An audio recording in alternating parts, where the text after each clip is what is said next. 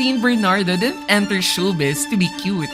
She entered to stay. Ako si Dana, ako ang Diyosa, ako ang talang nagniningning sa kalangitan. Mag-rewind tayo. Before the box office hits, before Kathniel, there was Going Bulilit Catherine.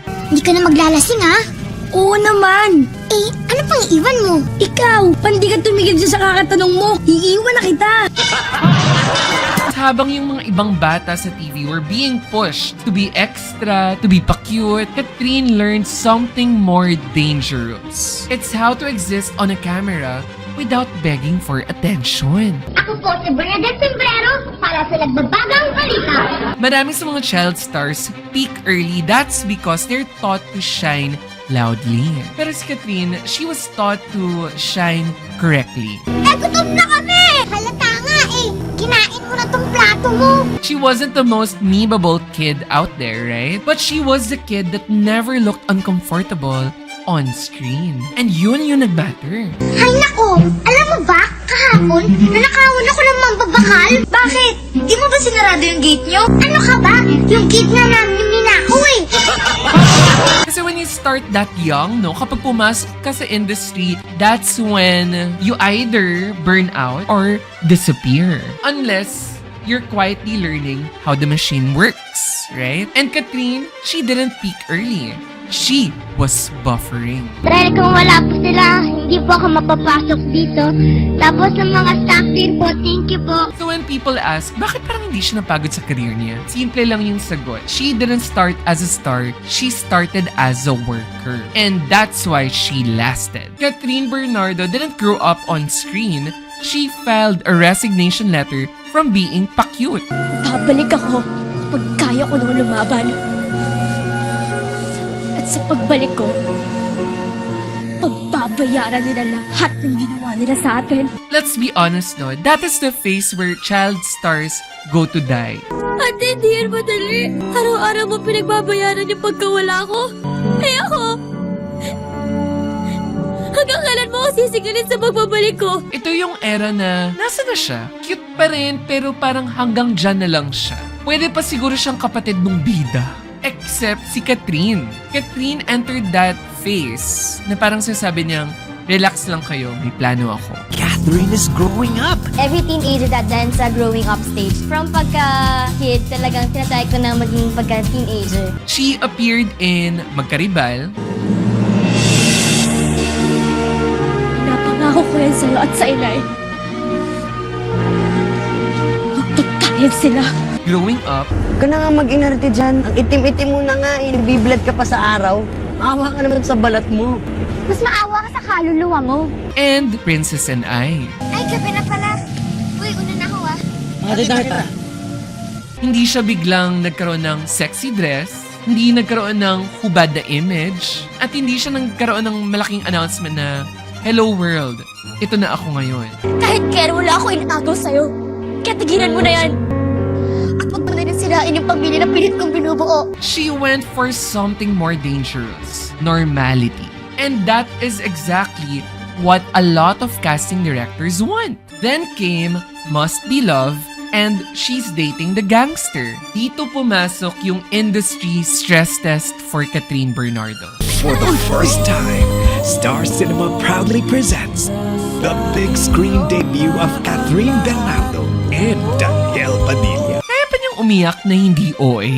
Kaya niya bang magmahal na hindi pa bebe? Kenzie, hindi mo ba talaga naiintindihan? Ang ano? Yung totoo. Na ano? Gusto ko nang itigil to kasi nagiging totoo na. Totoong ano? Totoong nagkugustuhan na kita. At kaya niya bang umarte na hindi pa cute mode? Yung acting style niya, I would say, hindi sumisigaw. Oo, mahal kita. Oo, gusto kita. Noon pa. But shoot, Ano? Sasabihin mo rin ba na mahal mo ako? siguro. Hindi nagpapa-impress. At hindi nangaagaw ng eksena.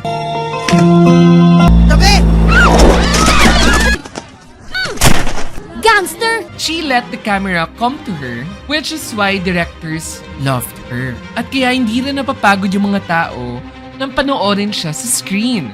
Okay naman pala magbago. Pero, bakit parang ang hirap? Parang bawal. So in summary, no, Catherine Bernardo didn't just jump from cute to iconic.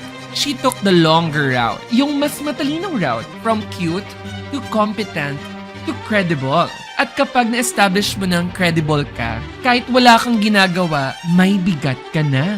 James my candy, my sexy love! Go sexy! Go sexy! Go sexy, sexy love! By the end of this era, wala na nagsasabing ang galing niya for a child star. Ang sinasabi ng mga tao is, ang galing niya, period. And once the door opens, hindi na siya pwedeng isara. Ganda. Now let's talk about the Katniel era. It is when a love team stopped being a pair and became a system. Katniel didn't just dominate, they standardized what success looks like. Unahin na natin to, no? Katniel wasn't just popular. Katniel was a business model. Ang kulay sa langit. A ratings assurance.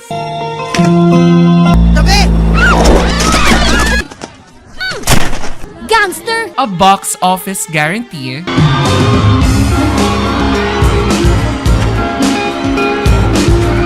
A national emotional investment plan. Kenzie, hindi mo ba talaga naiintindihan? Ang ano? Yung totoo. Na ano? Gusto ko nang itigil to kasi nagiging totoo na. Totoong ano?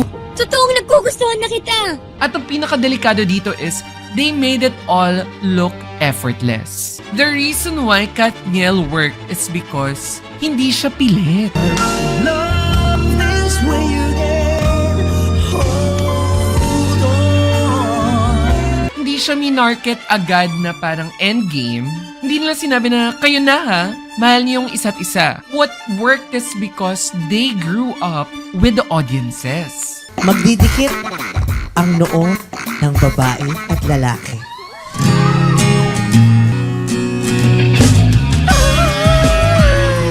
Habang ikaw nagkaroon ng first heartbreak, first kilig, first realization na, ay, ang sakit pala neto.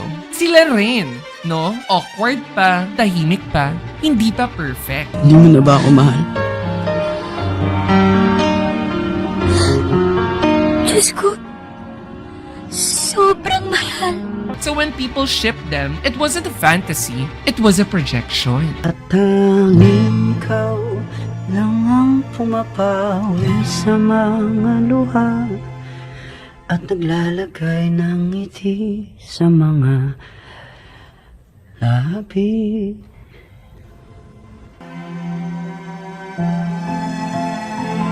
Parang sinasabi ng bansa is, kung nag-work sila, baka mag-work din ako. Ganda. Katniel survived because they had a contrast.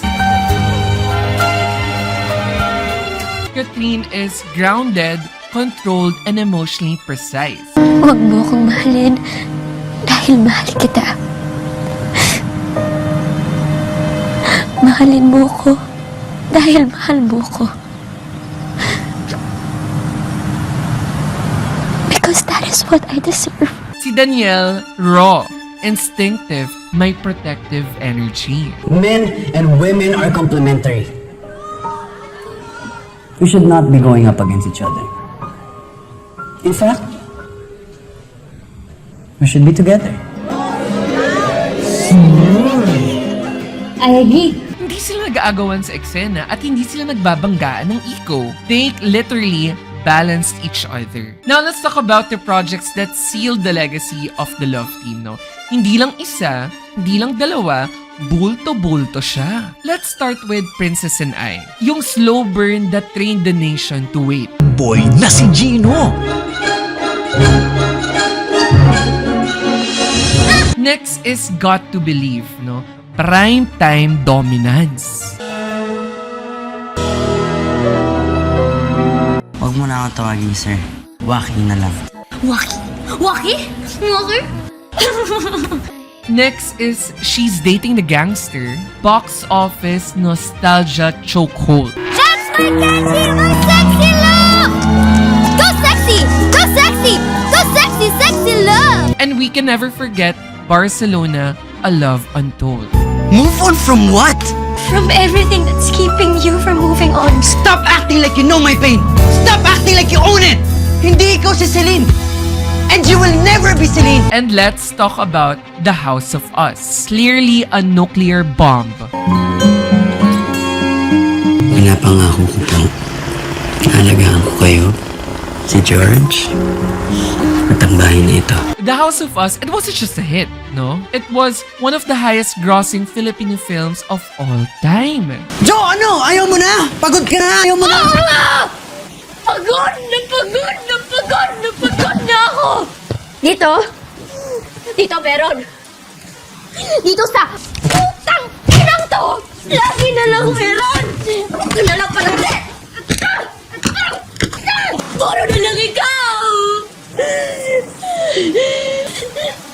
Ano ba talaga nararamdaman mo, George? Ito yung generational emotional breakdown na malala. And it is also a national group therapy session. Ganda. People didn't just watch it. They survived it.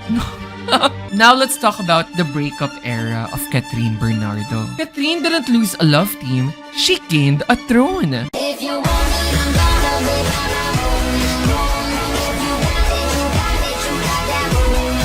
And alam mo kung saan natakot yung mga tao? Hindi siya nag-collapse. Kapag ang babae galing sa iconic na love team at nag-break, dapat may meltdown. Dapat may pa-interview.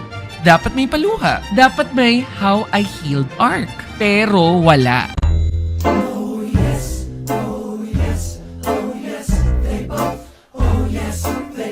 And yung absence nung drama na yun, that was the first signal that it wasn't the start of a downfall, but rather a recalibration for Catherine Bernardo. Catherine chose silence not because she had nothing to say, but because she didn't have to say anything to stay relevant. Hi, good evening, everybody. My name is Catherine Bernardo, and I am a Filipina. Walang public dragging, walang pa-cryptic post na kailangan i-decode ng mga Twitter stans, walang pa-victim narrative. Instead, she let the industry do what it always does best. Observe, speculate, and eventually realize. Realize na she wasn't shrinking, she was decoupling her identity from a system that once defined her. Before Katniel broke up, Catherine Bernardo had a plan already with Hello, Love, Goodbye. Catherine Bernardo and Alden Richards. Hello, love, goodbye. Collaboration with the one, the only, Alden Richards. May mga lugar na pangmatagalan, May mga lugar na dinadaanan lang, parang Hong Kong.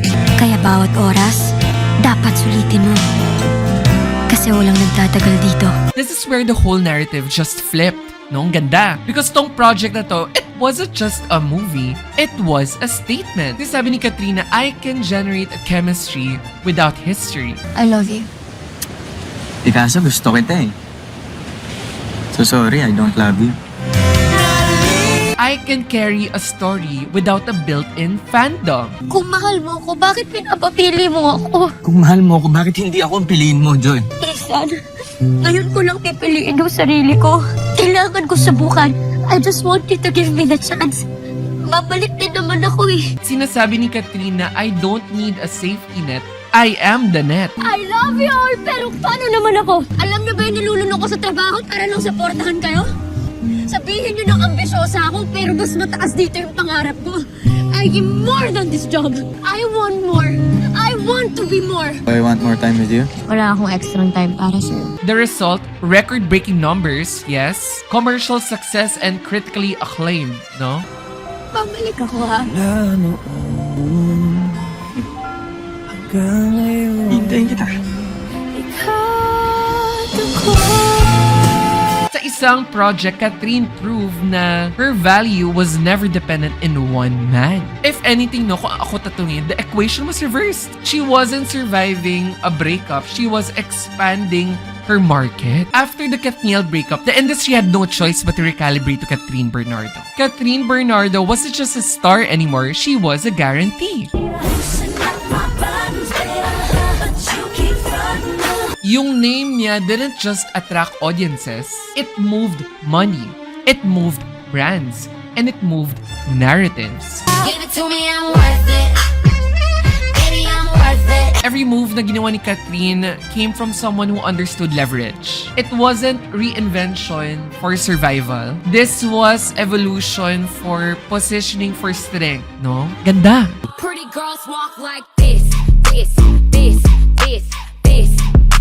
Pretty girls walk like this. Catherine Bernardo didn't rebuild herself after the Katniel breakup. She revealed herself. A woman who doesn't need chaos to be compelling, hindi kailangan ng lalaki to be bankable, at hindi kailangan ng ingay to hold power. She didn't step down from a love team. She stepped up to sovereignty.